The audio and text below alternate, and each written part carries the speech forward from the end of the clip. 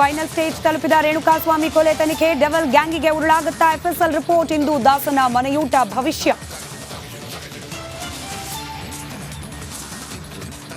ಸಿಎಂಗೆ ಸದ್ಯಕ್ಕಿಲ್ಲ prosecution tension. ನಾಳೆಯಿಂದಲೇ ಸಿದ್ದರಾಮಯ್ಯ ಜಿಲ್ಲಾ ಪ್ರವಾಸ. ಶುಕ್ರವಾರ ಹೈಕಮಾಂಡ್ ನಾಯಕರ ಭೇಟಿ.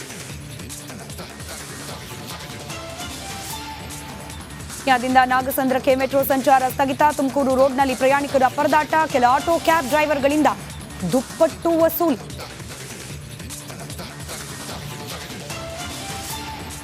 ಆಂಬ್ಯುಲೆನ್ಸ್ಗೆ ದಾರಿ ಬಿಟ್ಟಿದ್ದಕ್ಕೆ ದರ್ಪ.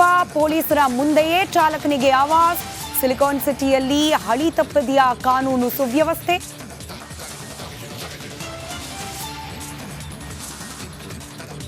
ಅರಣ್ಯ ಭೂಮಿ ಒತ್ತುವರಿ ತೆರವು ಕಾರ್ಯಾಚರಣೆ. ಜೆಸಿಬಿ ತಡೆ ಹಿಡಿದು 14 ಕುಟುಂಬಗಳ ಪ್ರತಿಭಟನೆ. ಬೆಳಗಾವಿ ಲಿಂಗನಹಳ್ಳಿಯಲ್ಲಿ ಭಾರೀ ಹೈಡ್ರಾಮಾ.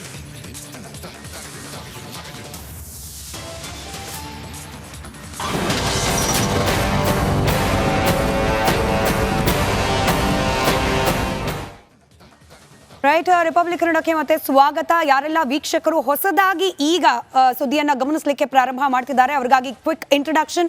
ರಿಪಬ್ಲಿಕ್ ಕನ್ನಡದಲ್ಲಿ ಈಗ ಆಲ್ರೆಡಿ ನಾವು 3 ದೂರುದಾರರನ್ನ ಕೂರಿಸಿ ಅವರ ಬಳಿ ಇರುವ ದಾಖಲಾತಿಯ ಮೂಲಕ ಈ ಮೂಡಾ ಪ್ರಕರಣಕ್ಕೆ ಸಂಬಂಧಪಟ್ಟಂತೆ ಸಿದ್ದರಾಮಯ್ಯನವರ ವಿರುದ್ಧವಾಗಿ ಏನೆಲ್ಲ ಸಾಕ್ಷ್ಯಾಧಾರಗಳಿದೆ, ಎಲ್ಲೆಲ್ಲಿ ಲೋಪವಾಗಿದೆ, ಇದೆಲ್ಲವನ್ನ ಕೂಡ ನಿಮ್ಮ ಮುಂದೆ ಇಟ್ಟಿದ್ವಿ. ಇದಕ್ಕೆ ಕೌಂಟರ್ ಅನ್ನೋ ರೀತಿಯಲ್ಲಿ ಮುಖ್ಯಮಂತ್ರಿಗಳ ಕಾನೂನು ಸಲಹೆಗಾರ AS ಪೊನ್ನಣ್ಣ ಅವರ ಇಂಟರ್ವ್ಯೂ, ಎಕ್ಸ್ಕ್ಲೂಸಿವ್ ಸಂದರ್ಶನ.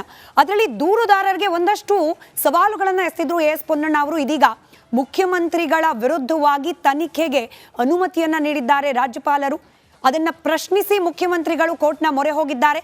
ನಿನ್ನೆ ಕೋರ್ಟ್ನಲ್ಲಿ ನ್ಯಾಯಮೂರ್ತಿಗಳಾದ ನಾಗಪ್ರಸನ್ನ ಅವರ ಪೀಠದಲ್ಲಿ ಈ ರಿಟ್ ಅರ್ಜಿಯ ವಿಚಾರಣೆ ನಡೆಯಿತು. ಅಭಿಷೇಕ್ ಮನು ಸಿಂಘ್ವಿ ಹಿರಿಯ ವಕೀಲರು ಮುಖ್ಯಮಂತ್ರಿಗಳ ಪರವಾಗಿ ವಾದವನ್ನ ಮಂಡಿಸಿದ್ರು. ಹಾಗೆ 3 ದೂರುದಾರರು TJ ಅಬ್ರಹಂ ಅವರು, ಹಾಗೆ ಪ್ರದೀಪ್ ಕುಮಾರ್ ಅವರು, ಸ್ನೇಹಮಯಿ ಕೃಷ್ಣ ಅವರು, ಈ 3 ಪರ ವಕೀಲರು ಕೂಡ ಈ ವಿಚಾರಣೆ ನಡೆಯುವ ಸಂದರ್ಭದಲ್ಲಿ ಅಲ್ಲಿದ್ರು. ಇವತ್ತು ರಿಪಬ್ಲಿಕ್ ಕನ್ನಡದ ಸ್ಟುಡಿಯೋದಲ್ಲಿದ್ದಾರೆ.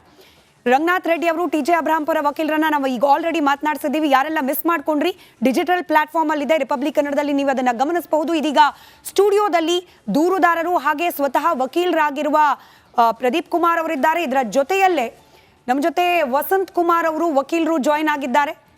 ಸ್ನೇಹಮಯಿ ಕೃಷ್ಣ ಅವರ ಪರವಾಗಿ ವಾದವನ್ನ ಮಂಡಿಸ್ತಾ ಇರುವ ವಕೀಲರ ತಂಡದ ಸದಸ್ಯರು ಕೂಡ.